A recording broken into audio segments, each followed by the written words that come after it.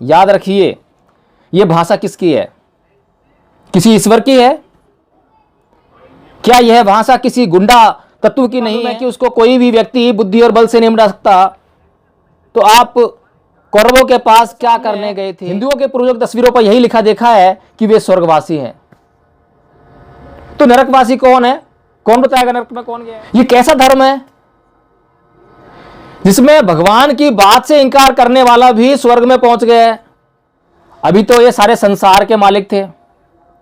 सारे संसार में जो हिंदू धर्म फैला हुआ है वो उसकी स्थापना करने वाले यही हैं। आप अच्छी तरह जानते हैं, फिर भी उस बेचारे उत्तंग ऋषियों को आप डरा रहे हैं, धमका रहे हैं। समझ से बाहर बात है कि किस तरह के लोगों पर और किस तरह के लोगों को इस देश में ईश्वर बनाकर पूजा जाता है।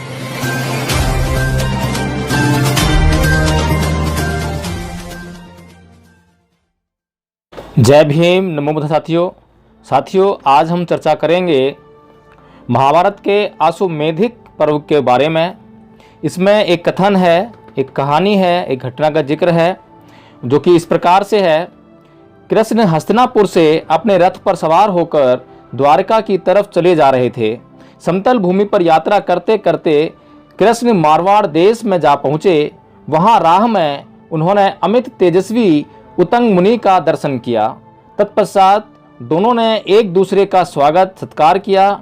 उसके बाद उत्तंग ऋषि ने कृष्ण से प्रश्न किया कि कृष्ण, क्या तुम कौरवों और पांडवों के घर जाकर उनमें मेल करा आए? क्या उनमें अविचल भ्रातृत्व भाव स्थापित हो गया है? वे तुम्हारे संबंधी और परम प्रिय हैं। उन वीरों में संधि कराकर ही लौट रहे हो ना? क्या अब पांडु और धृतराष्ट्र के पुत्र तुम्हारे साथ शांति पूर्वक विचर सकेंगे? कौरवों के शांत हो जाने से तुम्हारे द्वारा सुरक्षित पांडवों को अपने राज्य में सुख मिलेगा ना? मैं सदा इस बात की संभावना करता था कि तुम्हारे प्रयत्न करने से मेल हो ही जाएगा। मेरी आशा असफल तो नहीं हुई। यह सुनकर कृष्ण ने कहा, मैंने कौरवों के पास जाकर शांत करने के लिए बड़ी कोशिश की, परंतु वे किसी तरह संधि के लिए तैयार न हुए। इस तरह सब के सब अपने पुत्र और बांधवों सहित मारे गए। प्रारब्ध के विधान को कोई बुद्धि और बल से नहीं मिटा सकता। आपको तो ये सब बातें मालूम ही होंगी। कौरवों ने मेरी, भीष्म जी की तथा विदुर जी की भी संपत्ति को ठुकरा दिया, इसलिए वे आपस में लड़कर नष्ट हो गए। पांडव पक्ष में भी युधिष्ठिर आदि 5 भाई ही बचे हैं। उनके सभी पुत्र युद्ध में काम आ चुके हैं। धृतराष्ट्र के पुत्रों में से हियुत्सु के सिवाय कोई नहीं बचा है। सभी अपने पुत्र बांधवों सहित मारे गए हैं। तब कृष्ण की बात सुनकर उत्तंग ऋषि बड़े क्रोध में भरकर बोले, मधुसूदन, कौरव तुम्हारे संबंधी और प्रेमी थे, तथापि शक्ति रहते हुए भी तुमने उनकी रक्षा नहीं की है। अतः आज मैं तुम्हें अवश्य शाप दूंगा। तुम उन्हें जबरदस्ती पकड़कर रोक सकते थे, पर ऐसा नहीं किया। कुरु वंश के श्रेष्ठ वीर नष्ट हो गए और तुमने सामर्थ्य होते हुए भी उनकी उपेक्षा की, इसलिए मैं क्रोध में भरकर तुम्हें शाप दिए बिना नहीं रह सकता। कृष्ण ने कहा, पहले आप मेरी बात तो सुनिए। आप तपस्वी हैं, इसलिए मेरी एक प्रार्थना स्वीकार कीजिए। मैं आपको अध्यात्म तत्व की बात सुना रहा हूँ। उसे सुनने के पश्चात आपकी इच्छा हो तो मुझे शाप दे दीजिएगा।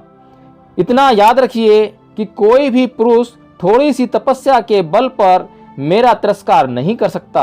आप तपस्वियों में श्रेष्ठ हैं।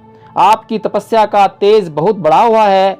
आपने गुरुजनों को भी अपनी सेवा से संतुष्ट किया है। इन सब बातों को मैं अच्छी तरह जानता हूँ, इसलिए अत्यंत कष्ट सहकर संचित किए हुए आपके तप का नाश करना नहीं चाहता।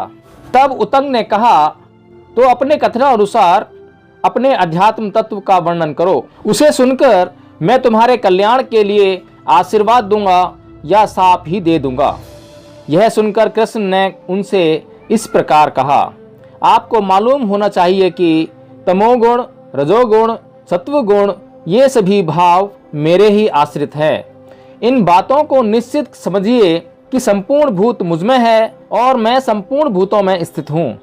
संपूर्ण दैत्य, यक्ष, राक्षस, नाग और अप्सराओं का मुझसे ही प्रादुर्भाव हुआ है। विद्वान लोग जिसे सत्य, असत्य, अव्यक्त और क्षर अक्षर कहते हैं, वह सब मेरा ही स्वरूप है। मैं ही विष्णु, ब्रह्मा, इंद्र तथा सबकी उत्पत्ति और प्रलय का कारण हूँ।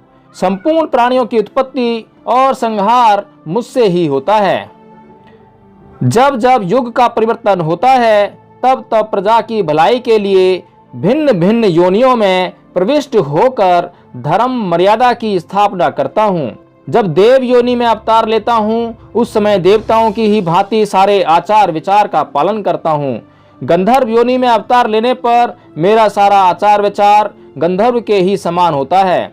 इसी प्रकार नाग योनि में नागों की तरह और यक्ष राक्षस योनि में उन्हीं की तरह आचरण करता हूँ। इस समय मैंने मनुष्य अवतार धारण किया है, इसलिए कौरवों पर अपनी शक्ति का प्रयोग न करके पहले दीनता पूर्वक ही उनसे प्रार्थना की थी, किंतु मोहग्रस्त होने के कारण उन्होंने मेरी बात नहीं मानी। इसके बाद क्रोध में भरकर मैंने बड़े बड़े भय दिखाए और बहुत डराया धमकाया, परंतु वे अधर्म से युक्त व कालग्रस्त होने के कारण मेरी बात मानने को राजी न हुए। अतः युद्ध में प्राण देकर स्वर्ग में पहुंचे हुए हैं। विप्रवर, आपने जो कुछ पूछा है, मैंने वह सारा प्रसंग सुना दिया है। यह सुनकर उतंग मुनि ने कहा कि जनार्दन, मैं जानता हूं कि आप संपूर्ण जगत के कर्ता हैं। आपने जो ये ज्ञान का उपदेश किया, उसे मैं निश्चय ही आपकी कृपा समझता हूं। अब मेरा चित्त प्रसन्न होकर आपकी भक्ति में परिपूर्ण हो गया है। साथियों, इस कहानी में जो ये कथन है, इसमें कुछ बातें ऐसी हैं जिस पर विचार करना चाहिए। हमें सोचना चाहिए कि जो कृष्ण हैं, आखिर उनका अस्तित्व किस प्रकार का है और वे मनुष्य रूप में अवतार लेकर ऐसा कौन सा सिद्धांत प्रतिपादित कर रहे हैं जिससे कि मनुष्य का कल्याण हो सके। साथियों, जैसा कि मैंने अपने कई वीडियोज़ के माध्यम से बार बार यह समझाने का प्रयत्न किया है कि कृष्ण की हिंसा की आज संसार को जरूरत नहीं है, बल्कि बुद्ध की शांति व अहिंसा की संसार को आज बहुत भारी आवश्यकता है। इस घटना में उतंग ऋषि जो कृष्ण से अपेक्षा करते हैं, वह बहुत ही उचित है, क्योंकि जितनी बड़ी डींगे कृष्ण हाँकते हैं, उसके अनुसार तो उन्हें हर समस्या का हल इस संसार के सामने प्रस्तुत कर देना चाहिए। साथियों, उतंग ऋषि यही तो कह रहे हैं कि क्या तुम कौरवों और पांडवों के घर जाकर उनमें मेल करा आए? क्या उनमें अविचल भ्रातृ भाव स्थापित हो गया है? वे तुम्हारे संबंधी और परम प्रिय हैं। उन वीरों में संधि कराकर ही लौट रहे हो ना? क्या अब पांडु और धृतराष्ट्र के पुत्र तुम्हारे साथ शांतिपूर्वक विचर सकेंगे? कौरवों के शांत हो जाने पर तुम्हारे द्वारा सुरक्षित पांडवों को अपने राज्य में सुख मिलेगा ना? मैं सदा इस बात की संभावना करता था कि तुम्हारे प्रयत्न करने से मेल हो जाएगा। मेरी आशा असफल तो नहीं हुई। साथियों, कितनी अच्छी बात, शांति स्थापित करने वाली बात, अहिंसा के मार्ग पर चलकर निर्णय पर पहुंचने की बात उतंग ऋषि करते हैं। लेकिन साथियों, जिस तरह की बात और जिस तरह की संभावना उतंग ऋषि ने कृष्ण के समक्ष प्रस्तुत की है, प्रकट की है, वे उसमें बिल्कुल असफल हो गए हैं। एक बार भी कृष्ण ने यह स्वीकार नहीं किया कि मैं असफल हो गया हूं। बार बार कौरवों और पांडवों का ही दोष गिनाने का काम किया है कि कौरव दोषी थे या पांडव दोषी थे, दोनों आपस में लड़कर मर गए। साथियों, ये कैसे धर्म के शास्त्र हैं, कैसे शक्तिमान हैं, कैसे चमत्कारों से युक्त हैं, किस प्रकार के उपदेश करते हैं, किस प्रकार से यह मनुष्य का कल्याण कर सकते हैं, ये समझ से बाहर की बात है। और सारा संसार जानता है, जिसने महाभारत पढ़ी है, कि किस तरह से कृष्ण ने इस महाभारत के युद्ध को रोकने का प्रयास किया। साथियों, प्रयास तो एक ढोंग मात्र था, दिखावा मात्र था। असलियत में कहीं भी कोई भी प्रयास हुआ ही नहीं। और जब जहाँ पर कितने भी बड़े हिंसक लोग क्यों ना हो, यदि थोड़ा भी प्रयास हो तो वह दिखाई देता है, उसका आभास होता है। साथियों, इसमें आगे कृष्ण एक बात और कहते हैं कि प्रारब्ध के विधान को कोई बुद्धि व बल से नहीं मिटा सकता। तो साथियों, कृष्ण जी क्या करने गए थे? जब उन्हें मालूम है कि उसको कोई भी व्यक्ति बुद्धि और बल से नहीं मिटा सकता, तो आप कौरवों के पास क्या करने गए थे, क्यों समझाने गए उनको, फिर क्यों अपने आप को बीच में लेकर आए, कम से कम अपनी मिट्टी तो पलीत ना करते। आप बीच में आए, ना आपकी किसी ने मानी, ना आप किसी को समझा पाए। आपका तो कोई यहां पर, आपकी तो कोई अहमियत ही दिखाई नहीं देती, आपकी कोई भूमिका यहां दिखाई नहीं देती है। साथियों, ये सारे लांछन कृष्ण पर लगना उचित है। और इतना ही नहीं कह के रुकते, बल्कि उत्तंग ऋषि को यह भी कहते हैं कि प्रारब्ध के विधान को कोई बुद्धि और बल से मिटा नहीं सकता, और ये तो बातें आपको मालूम ही होंगी। उस उत्तंग ऋषि को मालूम है, लेकिन इन कृष्ण महाशय को यह नहीं मालूम है, और फिर भी चले गए मुंह उठाकर उन कौरवों के पास हल निकालने के लिए। और हल भी कैसा, उनके सामने एक मांग रखते हैं कि आप जो है किसी भी हाल में अपनी नाक नीची कीजिए। आप पूरा राज्य नहीं दे सकते तो 5 गांव देकर अपनी नाक नीची कीजिए। नाक का सवाल तो लेकर गए हैं वहां पर। और कौन सा ऐसा व्यक्ति है संसार में जो अपनी नाक को नीचा करना चाहेगा, जो अपने ईगो को छोड़ना चाहेगा। वहां पर शांति को स्थापित करने की कोई बात नहीं हो रही है, वहां पर सिर्फ अहंकार की पुष्टि ही हो रही है। साथियों, इसके बाद तब कृष्ण की बात सुनकर उत्तंग ऋषि बड़े क्रोध में भरकर बोले, हे मधुसूदन, तुम अपने कार्य में सफल हो गए हो तो मैं तुम्हें शाप दूंगा। ऐसी कथा कहानियों से हिंदू धर्म के ग्रंथ भरे पड़े हैं कि कोई ऋषि मुनियों की बात न माने तो वो शाप देते थे, और शाप उन पर फलीभूत होता था। क्योंकि यदि ऐसी बातों से ये ग्रंथ ना भरे पड़े हों तो जो सामान्य जनमानस है, सामान्य बुद्धि वाला जनमानस है, वो इनकी बातों में कैसे आएगा और इनसे डरेगा कैसे। ये जो शाप देने का जो विधान है कि ब्राह्मण जो है शाप किसी को भी दे सकता है और उसके शाप का रिजल्ट जरूर आता है, ऐसी बातें इनके ग्रंथों में भरी हुई हैं। और ऐसी बातें सुना सुनाकर भारत के भोले भाले लोगों को बेवकूफ बनाकर रख दिया है। उनका शोषण लगातार हो रहा है। फिर इसके बाद कृष्ण क्या करते हैं, यह बहुत ही सोचने और समझने लायक बात है। कृष्ण ने कहा, पहले आप मेरी बात सुनिए। आप तपस्वी हैं, इसलिए मेरी एक प्रार्थना स्वीकार कीजिए। यहां प्रार्थना कर रहे हैं, भाई प्रार्थना कैसी होती है। मैं आपको अध्यात्म तत्व की बात सुना रहा हूं। अब सुनिए क्या अध्यात्म तत्व है इनका। उसे सुनने के पश्चात आपकी इच्छा हो तो मुझे शाप दे दीजिएगा। इतना याद रखिए कि कोई भी पुरुष थोड़ी सी तपस्या के बल पर मेरा तिरस्कार नहीं कर सकता। याद रखिए, यह भाषा किसकी है? किसी ईश्वर की है, किसी भद्रजन की है, किसी सभ्य व्यक्ति की है, किसी नैतिकता से पूर्ण आचरण युक्त व्यक्ति की है। क्या यह भाषा किसी गुंडा तत्व की नहीं है? क्या हमने ये जो भाषा का इस्तेमाल करते हुए अपने आसपास किन्हीं गुंडा लोगों को नहीं देखा है? समझ से बाहर बात है कि किस तरह के लोगों पर और किस तरह के लोगों को इस देश में ईश्वर बनाकर पूजा जाता है। आगे कहते हैं, आप तपस्वियों में श्रेष्ठ हैं, आपकी तपस्या का तेज बहुत बढ़ा हुआ है। अब आप तपस्वियों में श्रेष्ठ भी हैं। अभी तो कह रहे हैं कि कोई थोड़ी सी तपस्या करके कोई भी मेरा तिरस्कार नहीं कर सकता, और अब कह रहे हैं कि आप तपस्वियों में श्रेष्ठ हैं। बताइए, अपनी ही बात का मोल नहीं है। एक पल कुछ कहा, दूसरे पल उसको पलट दिया। आपकी तपस्या का तेज बहुत बढ़ा हुआ है, अभी तो कह रहे थे कोई कुछ नहीं कर सकता। अरे इतना ही कह देते कि भाई आप मेरा तो कुछ नहीं कर सकते लेकिन दुनिया को कुछ कर सकते हैं। आप पहले ऐसा क्यों बोल रहे हैं कि थोड़ी सी तपस्या? ये थोड़ी तपस्या वाला पुरुष है कोई जिसको आप कह रहे हैं कि आप तपस्वियों में श्रेष्ठ हैं, आपकी तपस्या का तेज बहुत बढ़ा हुआ है, आपने गुरुजनों की भी अच्छी तरह से सेवा की है, उसको संतुष्ट किया है।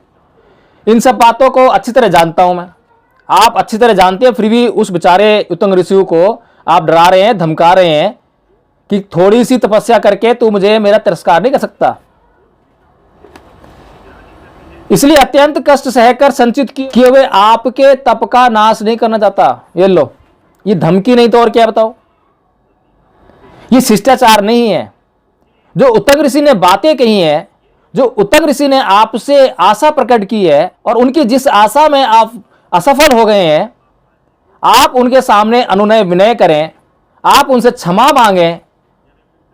इस तरह से उत्तंग ऋषि को मनाना संभव है, लेकिन आप तो डराकर धमकाकर अपने प्रभाव में लाकर उनको जो है मनाना चाहते हैं। इसके बाद साथियों, आपको मालूम होना चाहिए कि तमोगुण, रजोगुण, सत्वगुण ये सभी भाव मेरे ही आश्रित हैं। अब सुनिए कितने बड़े इंटेलिजेंट पर्सन हैं ये, और कितने सारे अध्यात्म का ये जानकार हैं, और सब कुछ इनसे निकल रहा है। इन बातों को निश्चित समझिए कि संपूर्ण भूत मुझ में है और मैं संपूर्ण भूतों में स्थित हूं। संपूर्ण दैत्य, यक्ष, राक्षस, नाग और अप्सराओं का मुझसे ही प्रादुर्भाव हुआ है। विद्वान लोग जिसे सत्य, असत्य, अव्यक्त और क्षर, अक्षर कहते हैं, वह सब मेरा ही स्वरूप है।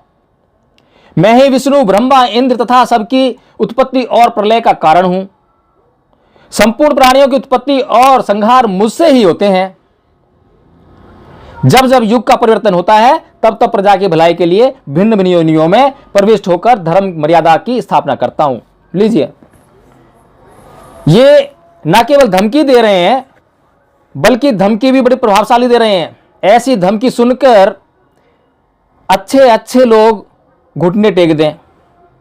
अगर मेरे सामने रात के समय कोई व्यक्ति, थोड़ा सा अजीब सा व्यक्ति, अजीब सा परिधान पहन के आ जाए और वो मुझे जरा सी धमकी दे दे कि मैं तेरा अनिष्ट कर दूंगा, मैं तुझे मार दूंगा, तो मैं तो डरे बगैर रह नहीं पाऊंगा। इस संसार का कोई भी व्यक्ति कैसे डरे बगैर रह पाएगा? और उसके सामने तो इतनी सारी बातें कह दी हैं कि लोगों को जन्म ये देते हैं, मारते भी उन्हीं को यही है, सब कुछ इनके द्वारा होता है। उसके बाद ये एक और बात कहते हैं कि तब तब प्रजा की भलाई के लिए भिन्न भिन्न योनियों में प्रविष्ट होकर धर्म मर्यादा की स्थापना करता हूं। प्रजा, अभी तो ये सारे संसार के मालिक थे। सारे संसार में जो हिंदू धर्म फैला हुआ है वो उसकी स्थापना करने वाले यही हैं। लेकिन अभी ये प्रजा शब्द का इस्तेमाल कर रहे हैं, और प्रजा शब्द का इस्तेमाल किस संदर्भ में होता है यह हम लोग अच्छी तरह जानते हैं कि किसी पार्टिकुलर, किसी विशेष राज्य से संबंध होकर हम प्रजा शब्द को इस्तेमाल करते हैं। प्रजा का मतलब यह है कि आप राजा हैं, आप किसी देश के, आप किसी राज्य के, आप किसी छोटे से राज्य के या किसी बड़े राज्य के राजा हैं। आप संपूर्ण संसार के मालिक नहीं हैं। ये अपने आप अपने मुंह से अपनी सच्चाई उगल रहे हैं। फिर कहते हैं कि मैं जिस तरह की योनि में जन्म लेता हूं उस तरह का व्यवहार करता हूं। अरे भाई साहब, आपके लिए धर्म की परिभाषा अलग अलग है। आपके लिए गंधर्वों के लिए अलग धर्म है, अप्सराओं के लिए अलग धर्म है, नागों के लिए अलग धर्म है, यक्षों के लिए अलग धर्म है। ये कैसा धर्म की स्थापना आपने की है?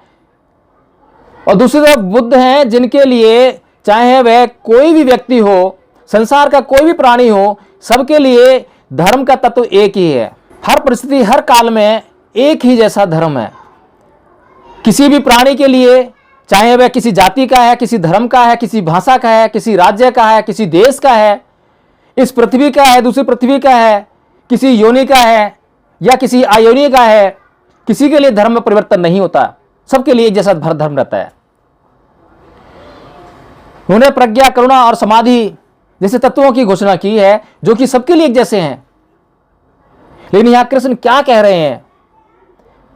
ये कैसे धर्म के प्रतिपादक हैं, कैसे धर्म के पोषक हैं? ये तो मेरी समझ से बाहर बात है। लोग समझने का प्रयास क्यों नहीं करते हैं? फिर ये कहते हैं कि किंतु मोहग्रस्त होने के कारण उन्होंने मेरी बात नहीं मानी। उसके बाद क्रोध में भरकर मैंने बड़े बड़े भय दिखाए। वो तो आप माहिर हो, अभी उत्तंग ऋषि को भी आप यही समझा रहे हो, कभी प्यार से कभी भय से। आपके अंदर शिष्टाचार जैसी कोई चीज ही नहीं है। आप क्रोध करना जानते हैं और शांति करना जानते हैं, ऐसा कैसे हो सकता है? जो व्यक्ति शांत स्वभाव का है वह कभी क्रोध नहीं कर सकता, और जो व्यक्ति क्रोधी स्वभाव का है वह कभी शांति की बात नहीं कर सकता, शांति का स्वभाव धारण नहीं कर सकता। साथियों, ये बात बिल्कुल स्पष्ट है। हम इसको अपने स्वज्ञान से ही जान सकते हैं। हमें कहीं कुछ भी जांच करने की आवश्यकता नहीं इस बात के लिए। तो आप ढूंढिए अपने आसपास, जो व्यक्ति क्रोधी स्वभाव के हैं, क्या कभी वे लोग अपने झगड़ों को शांत करने के लिए शांति की बात करते हैं? वे हमेशा क्रोध से ही अपने झगड़ों को शांत करते हैं। और जो लोग शांति के स्वभाव वाले हैं वे लोग कभी भी अपने झगड़ों के समाधान के लिए क्रोध का प्रयोग नहीं करते हैं।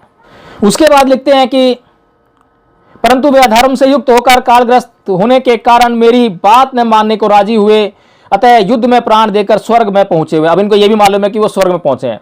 और दूसरी बात, इनकी बात न मानकर भी स्वर्ग में पहुंचे हुए हैं। बताइए क्या धर्म है? ये कैसा धर्म है जिसमें भगवान की बात से इंकार करने वाला भी स्वर्ग में पहुंच गया है। अरे भाई, स्वर्ग में पहुंचने के और नरक में जाने के कुछ पैरामीटर्स, मापदंड हैं या नहीं है? या किसी को भी आप स्वर्ग में भेज रहे हो, किसी को भी नरक में भेज रहे हो? जिसमें जिसको आपकी मर्जी आई उसको स्वर्ग में भेज दिया। आपके सारे पूर्वज स्वर्ग में जाते हैं, स्वर्गवासी हो जाते हैं। वो आपका पूर्वज कोई भी नरकवासी नहीं। आज तक हिंदुओं में कभी कोई भी पूर्वज, किसी का भी पूर्वज, चाहे कोई दारू पीता हो, व्यभिचार करता हो, चोरी करता हो, डाका डालता हो, कुछ भी करता हो, लेकिन आज तक कोई भी पूर्वज, किसी भी हिंदू का पूर्वज नरकवासी नहीं हुआ है। हमेशा वो स्वर्गवासी हुआ है। हमेशा हमने हिंदुओं के पूर्वजों की तस्वीरों पर यही लिखा देखा है कि वे स्वर्गवासी हैं। तो नरकवासी कौन है? कौन बताएगा नरक में कौन गया है? ताकि लोग नरक के भय से तो कम धर्म करना शुरू कर दें, पाप से बचें, पुण्य करना शुरू कर दें। उसके बाद लिखते हैं, मुनि ने कहा कि जनार्दन, मैं जानता हूं आप संपूर्ण जगत के करते हैं। बेचारे क्या करें? जब कोई गुंडा पिस्तौल के बल पर, चाकू के बल पर किसी को लगा दे, पिस्तौल चाकू उड़ा दे, तो उसके बाद उसके पैरों में नहीं गिरेगा तो क्या करेगा? अपने जीवन की भीख नहीं मांगेगा तो क्या करेगा? तो वही तो तंग ऋषि कर रहे हैं कि हे जनार्दन, मैं सबको जानता था, मुझसे तो ऐसी, बस मैं तो आपसे ऐसे मजे ले रहा था। मैं आपसे मजे ले रहा था कि आप ऐसा क्यों नहीं करके आए, वैसा क्यों नहीं करके आए, आपके अंदर ये सामर्थ्य था, आप तब भी ये करके आए, मैं आपको सांप दे डालूंगा। अब देखिए, यहां पर मनुष्य का अवतार धारण किए हुए हैं, लेकिन मनुष्य का अवतार धारण करने पर भी वो जो ब्राह्मण है उसकी शक्तियां फेल हो गई हैं। एक मनुष्य के सामने एक ब्राह्मण की शक्तियां फेल हो गई। ये कथा कहानियों से भरा हुआ धर्म, इसके ग्रंथ इस संसार के मनुष्यों का किसी भी प्रकार से कल्याण नहीं करते हैं। तो साथियों, महाभारत का यह कथन मैंने इसलिए यहां पर प्रकट किया ताकि हम लोग कुछ बातों को, जिनसे हम लोग अनभिज्ञ हैं या समझ नहीं पा रहे हैं, हम उनको समझने का प्रयास करें। मेरी ना तो कृष्ण से दुश्मनी है, ना मेरी हिंदुओं से दुश्मनी है। मेरी दुश्मनी किसी से नहीं है, बल्कि सबसे प्रेम है। मैं सबके लिए कल्याण का मार्ग चाहता हूं, इसीलिए मैंने यह कथन यहां पर प्रकट किया है। जय भीम, नमो बुद्धाय। अपना चैनल, आपका चैनल, समाज का चैनल, देश का चैनल एनबी न्यूज 24/7 को आप लाइक करें, सब्सक्राइब करें और ज्यादा से ज्यादा इसकी वीडियो को शेयर करें, ताकि हर खबर को मैं आप तक